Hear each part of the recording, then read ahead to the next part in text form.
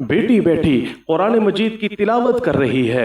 अचानक बेटी के सर से दुपट्टा जिस वक्त कंधों पर आके सिरका तो माँ फौरन उठी, घर का काम छोड़ा और फौरन बेटी की तरफ लपकी और जाकर मुस्कुराकर कहा कि बेटा, जिस वक्त कुरान मजीद की तिलावत कर रहे होते हैं तो सर के ऊपर दुपट्टे को बाकी रखते हैं, अगर वो नीचे गिर भी जाए तो दोबारा से ऊपर ले लिया करते हैं। बेटी ने मोहब्बत भरी निगाहों से अपनी माँ को गोया एहसान मंदी के साथ देखा कि आज माँ ने मुझे कितनी अच्छी नसीहत की। अजीज़, मालूम है आपको कि ये कहने वाली माँ कौन थी?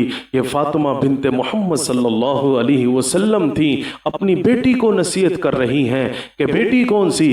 ज़ैनब बिनते अली, ज़ैनब बिनते फातिमा रज़ी अल्लाह ताला अन्हा, हज़रत ज़ैनब को नसीहत कर रही हैं। बेटा, जिस वक्त कुरान मजीद की तिलावत कर रहे होते हैं तो ओढ़नी को और दुपट्टे को अपने सर के ऊपर ले लिया करते हैं, अगर गिर भी जाए तो दोबारा रख लिया करती हैं।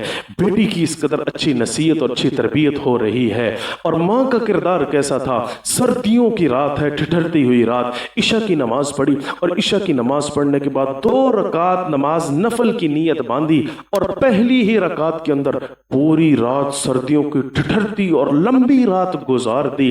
तो कानों में जिस वक्त सुबह के टाइम में सुबह सादिक के बाद हज़रत बिलाल रज़ी अल्लाह ताला अन्हु की अजान की आवाज़ पड़ी तो फौरन जल्दी जल्दी दूसरी रकात मुकम्मल की और सलाम फेरा और अल्लाह रब्बुल इज़्ज़त से शिकवा किया कि या अल्लाह, सर्दियों की ठिठुरती हुई रात भी तेरी इतनी छोटी पड़ गई कि फातिमा बिनते मोहम्मद की 2 रकातें भी पूरी नहीं हो सकी।